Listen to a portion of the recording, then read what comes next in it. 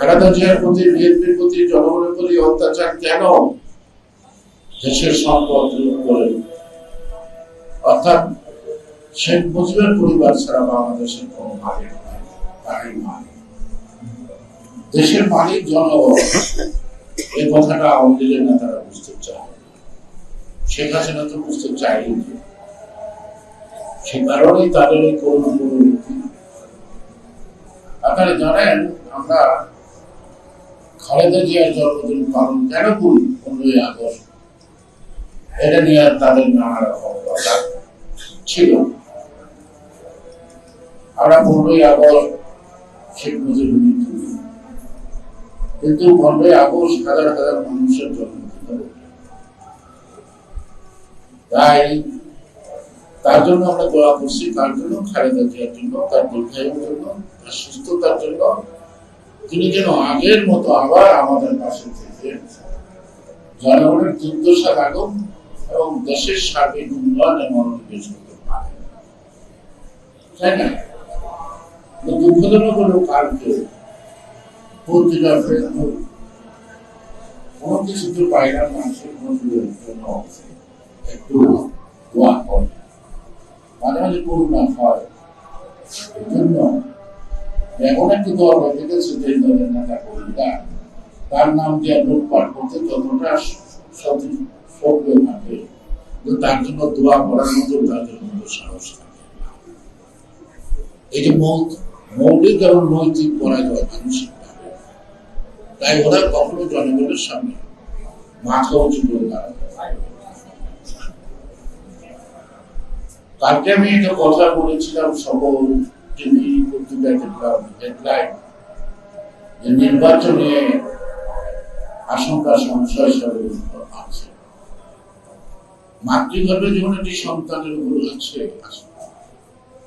সন্তানটি ভূমিষ্ঠ হওয়ার আগ পর্যন্ত মা কিন্তু সবসময় আশঙ্কা তার সন্তানের ঠিক মতো জন্ম করবে। ঠিক তেমনি সবাই বোধহয় ষড়যন্ত্র আছে, কিছু বোঝা যায়, কিছু অনুমান করা যায়, কিছু দেখা যায়, কিছু দেখা যায় না। সুতরাং রাজনীতি যেখানে থাকে ষড়যন্ত্র থাকে, সেই ষড়যন্ত্রের আশঙ্কা বলতেই বলছি যে ভোটের ফলাফল গণনার আগ পর্যন্ত আমরা নিশ্চিত না নির্বাচন। কারণ শুধু সরকারের সদিচ্ছা কিন্তু যথেষ্ট না, নির্বাচন কমিশনের প্রচেষ্টাই একটা নির্বাচন অনুষ্ঠিত করা যথেষ্ট। নির্বাচনে অংশগ্রহণ করতে ইচ্ছুক সকল রাজনৈতিক দলের একটি সদিচ্ছা থাকা দরকার নির্বাচনটা সুষ্ঠু এবং সফল করার ক্ষেত্রে, এবং জনগণের অংশগ্রহণে, জনগণকে ভোট কেন্দ্রে আনতে উৎসাহিত সৃষ্টি করা।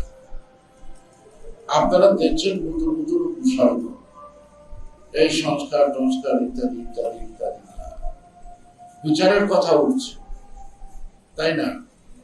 আওয়ামী লীগের যারা অন্যায় করেছে, অপরাধ করেছে, লুটপাট করেছে, মানুষ খুন করেছে, গুম করেছে, যে প্রফেশনাল লোকই হোক, রাজনৈতিক দলই নয়, তাদের বিচার অবশ্যই আমরা চাই, এবং বিএনপি ক্ষমতায় গেলে অবশ্যই তাদের বিচার করবে। বিচারের কতগুলো প্রক্রিয়া আছে, এত তাড়াহুড়ো করে পারে না। সুতরাং আমাদের বিরুদ্ধে অনেক মামলা আছে, 13-14 বছর বয়স এখনো মামলা রায় ঘোষিত হয় না। শেখ হাসিনা চেষ্টা করতে পারে না, সে কারণেই বিচার ব্যবস্থাটা চলমান। সাম্য, ন্যায় বিচার, সুশাসনের জন্য আমরা বলছি। সুশাসন প্রতিষ্ঠিত করলে রাজনৈতিক এবং প্রশাসন সমাজের দুষ্ট ব্লকে অবশ্যই আইনের আওতায় নিয়ে যথোপযুক্ত শাস্তি নিশ্চিত না করতে পারবে। আমাদের জন্য যারা সাদা বরণ করেছেন, রক্ত দিয়েছেন, এখনো গুম হয়ে আছেন, তাদের আত্মা কষ্ট, তাদের কাছে আমরা ছোট হয়ে যাব।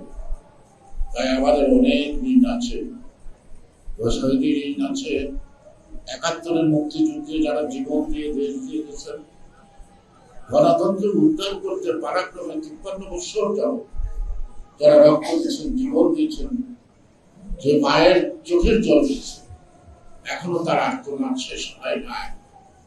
সুতরাং স্বাধীনতা পেয়ে তার সন্তান হারার ব্যথা ভুলেছে, গণতন্ত্র পেয়ে যে হয়তো তারা সন্তান হারার ব্যথা কিছুটা উপশম হতে পারে, কিন্তু শেষ হতে পারে না। কিন্তু ব্যথা কেন যাবে যদি আমরা সঠিক পথে না চলি?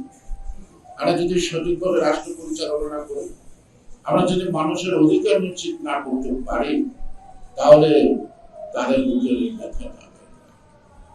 সে কারণেই যে কানের কথা বলতে হয়, চোখের জলের নাই তো কোনো রোগ, তারপরেও সতর্ক ছবি, অর্থাৎ সন্তান মারা হারা মায়ের এই চোখের জল দেওয়া। আমরা আগামী দিন রঙিন বাংলাদেশ, ন্যায় বিচারের বাংলাদেশ, সুশাসনের বাংলাদেশ, স্বাধীনতার বাংলাদেশ, অত্যাচার নির্যাতনহীন এবং বৈষম্যহীন একটি বাংলাদেশ আমরা যদি সেটা নির্মাণ করতে পারি, তাহলে হয়তো তাদের এই চোখের জল, তাদের সন্তান হারার ব্যথা তারা বুঝতে পারে অথবা একটা সান্ত্বনা পেতে পারে। এটা দেশের জন্য আমার সন্তান জীবন দিয়েছে, তাদের জন্য অনেক আনন্দ। আমরা বাংলাদেশের প্রত্যেকটা ধর্ম, আমরা আমাদের দেশের কোন ধর্মান্ধ না, কোন রোগ না। সুতরাং সাম্প্রদায়িক শক্তি এবং সেই 5ই জুলাই পরে যারা পরাজিত অথবা 7ই নভেম্বরে পরাজিত শক্তি আওয়ামী লীগ রাজনীতি এবং নির্বাচনকে ভণ্ডুল করার জন্য নানা অভিমান উচ্ছেদ করি, সেই দিকে আপনাদেরকে সতর্ক থাকতে হবে। সব ধর্ম যার যার থাকতে, কিন্তু রাষ্ট্রটা, দেশটা সকলের, এই সকলের বিবেচনায় যেমন হিন্দু, মুসলিম, বুদ্ধ, খ্রিস্টান সবাই একাকার হয়েছিলাম, একাত্তরে একত্রিত হয়েছিল, আজও আমাদের ধর্ম বর্ণ নির্বিশেষে আমাদেরকে একত্রিত হতে হবে একটি সুন্দর গণতান্ত্রিক বাংলাদেশ গড়ার। এই স্বপ্ন যদি আমরা বাস্তবায়ন করতে পারি, এই আকাঙ্ক্ষা যদি জনগণ পূরণ করতে পারি, তাহলেই অবশ্যই দেশনীতি গণতন্ত্রের মা খালেদা জিয়ার প্রতি জন্মদিন পালন করা সার্থক এবং সেটি হয়ে আমাদের জন্য আনন্দদায়ক।